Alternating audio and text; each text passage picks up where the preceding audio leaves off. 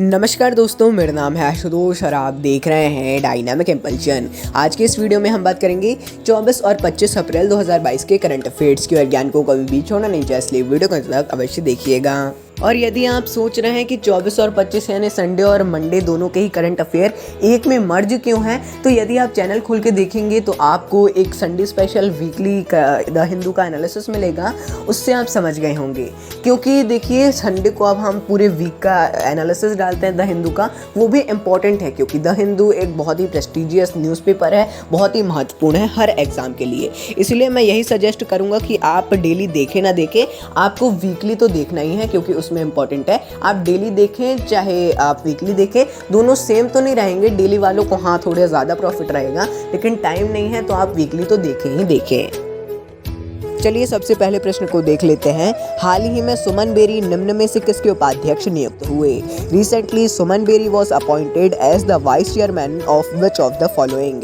ए ISRO, B DRDO, C NITI Aayog, D भारतीय reserve bank. And the right answer is NITI Aayog. तो देखिए, हाल ही में प्रसिद्ध अर्थशास्त्री सुमन बेरी को नीति आयोग का नया उपाध्यक्ष नियुक्त किया गया है। ऐसा मतलब डायरेक्टली तो नहीं लिखेंगे, ये 1 मई से अपना पदभार ग्रहण करेंगे तब इन्हें नियुक्ति दी जाएगी, लेकिन अब घोषणा कर दी गई है और राजीव कुमार की जगह लेंगे। राजीव जी ने अपने पद से स्वयं से इस्तीफा दिया है, इसीलिए 1 मई से ये चार्ज लेंगे। 1 मई तक तो राजीव जी रहेंगे ही। मतलब ये इस चीज़ को याद रखिएगा कि जैसे इस्तीफा दें, कुछ एक डेट रहती है, कुछ ऐसे 1, 15 या 30 ऐसी डेट रहती है, उसी में वो छोड़ सकते हैं। ऐसे कभी भी वो तुरंत इस्तीफा देके नहीं छोड़ सकते। अगला प्रश्न है, भारत ने किस देश को 500 मिलियन अमेरिकी डॉलर की क्रेडिट लाइन का विस्तार किया? To which country did India extend a line of credit of $500 million? A Afghanistan, B Sri Lanka, C Pakistan, D Myanmar.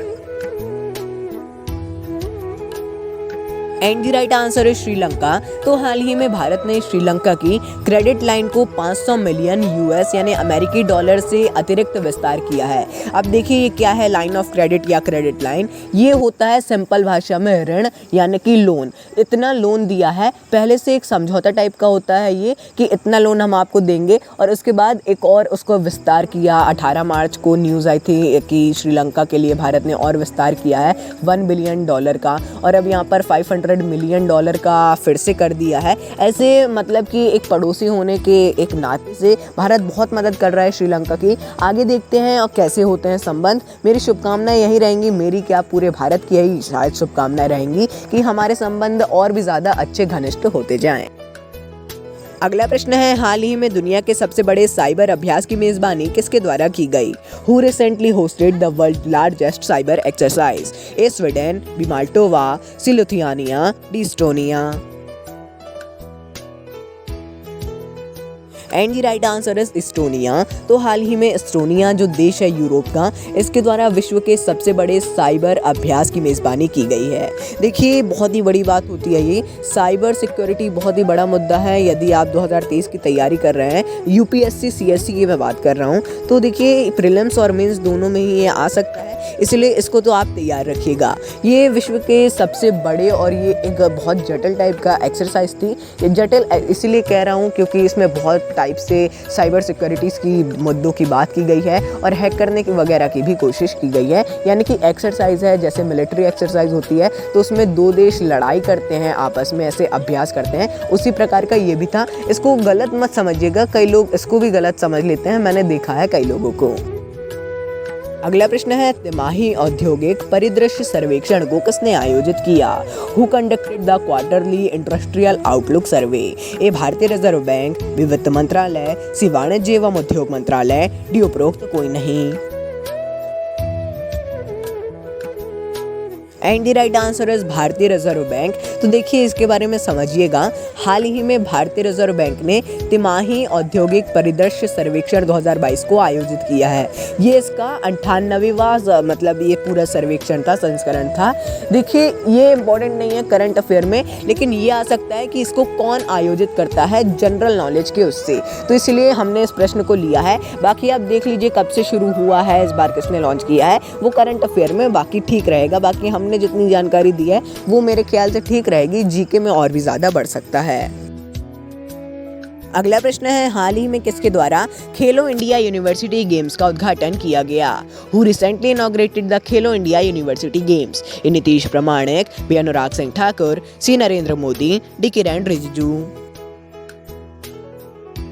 And the right answer is Narendra Modi. तो हाल ही में प्रधानमंत्री नरेंद्र मोदी जी के द्वारा बेंगलुरु में वीडियो कॉन्फ्रेंसिंग के जरिए, यानी नई दिल्ली में थे, उन्होंने वीडियो कॉन्फ्रेंसिंग के जरिए बेंगलुरु में दूसरे खेलो इंडिया यूनिवर्सिटी गेम्स का उद्घाटन किया गया है। ये दूसरा है, इसके पहले 2020 में किया गया था, भुवनेश्वर ओडिशा में आयोजित किया गया था।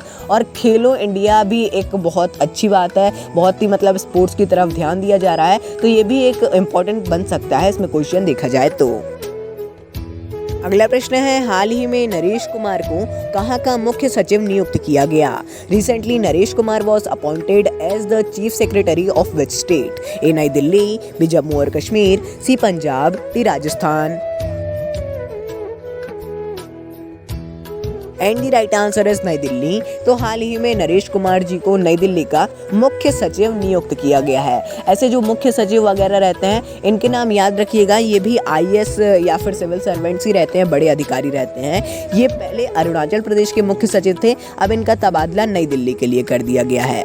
अब नई दिल्ली में जो भी सचिव वगैरह आते हैं, इनकी नियुक्ति गृह मंत्रालय के द्वारा ही की जाती है, इसकी जानकारी भी होना चाहिए। हम शुरू से बोलते आ रहे हैं, करंट अफेयर के पीछे का जो जीके है उसको भी करंट अफेयर में ही माना जाता है। आप ये मत समझिएगा कि जैसे जैसे प्रश्न ले रहे हैं सिंपली वो पूछ सकते हैं, उसके पीछे के जीके को भी वो पूछ सकते हैं। आप सभी को इसकी जानकारी होगी, लेकिन जिनको नहीं है उनके लिए हम एक बार फिर से स्पेशली बता दिया हमने उनको। अगला प्रश्न है, भारतीय रिजर्व बैंक ने किस पर 36 लाख रुपए का जुर्माना लगाया? On whom did the reserve bank of India impose a fine of 36 lakh rupees? A Punjab national bank, B central bank of India, C union bank, D उपरोक्त सभी सही। And the right answer is central bank of India. तो हाल ही में भारतीय reserve bank ने central bank of India पर 36 लाख रुपए का जुर्माना लगाया है। हालांकि मैं उसको इतना इंपॉर्टेंट क्वेश्चन नहीं बोलूँगा इसको, क्योंकि सेंट्रल बैंक ने इसका कारण जानिए। सेंट्रल बैंक ने रिजर्व बैंक ऑफ इंडिया के इंटरनेट बैंकिंग के जो नियम है उनका कुछ पालन नहीं किया था, उसका थोड़ा बहुत कुछ ऐसा था। हालांकि जैसा हमने बताया इंपॉर्टेंट नहीं है, ज़्यादा इसके बारे में ना भी ध्यान दें तो भी मेरी सलाह होगी कि चल जाएगा। बाकी और पढ़ना चाहें तो और पढ़ सकते हैं, क्या इसकी प्रतिक्रिया होती है उसको आप देख सकते हैं।